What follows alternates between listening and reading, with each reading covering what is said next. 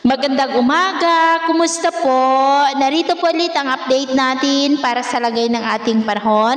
Ngayong umaga po ng December 22, 2023 na kung saan sa ngayon ay patuloy pa rin na malakas ang bugso ng hanging amihan dito po sa Northern Luzon, lalo na po dito sa pinaka-norte, habang easterlies naman ang hangin na umiihip dyan sa may Southern Luzon, Visayas at Mindanao. At may shearline po dyan sa northeastern part ng Camarines Norte. At sa ating pong long range forecast ay wala pa naman pong bagyo na nakikita na banta dito sa ating bansa. Hanggang po sa matapos ang taon na ito ay storm free po tayo. At sa lagay ng ating panahon, ngayong madaling araw ay maayos ang panahon sa malaking bahagi ng ating bansa, lalo na sa Central Luzon, Western Visayas at Mindanao.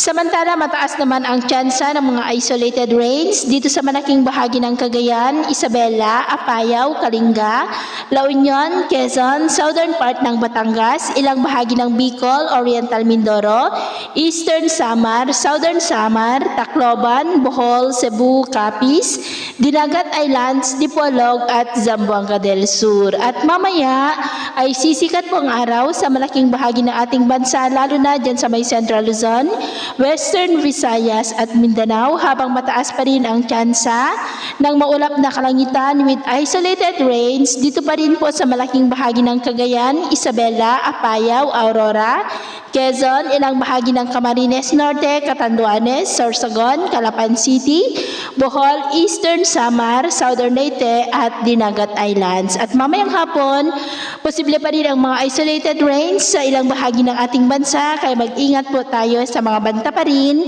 ng mga pagbaha at pagguho ng lupa. At sa atin naman pong mga baybayin, dahil po sa malakas na amihan ay matataas po ang mga alon sa buong seaboard ng Luzon, hanggang po dyan sa may seaboard ng Northern at Eastern Samar ng mga alon ay posibleng aabot hanggang po sa 2 to 6 meters height. Kaya po muna natin ang papalaot dyan po sa mga may kulay pula para mas makaiwas sa mga sakunang pangkaragatan.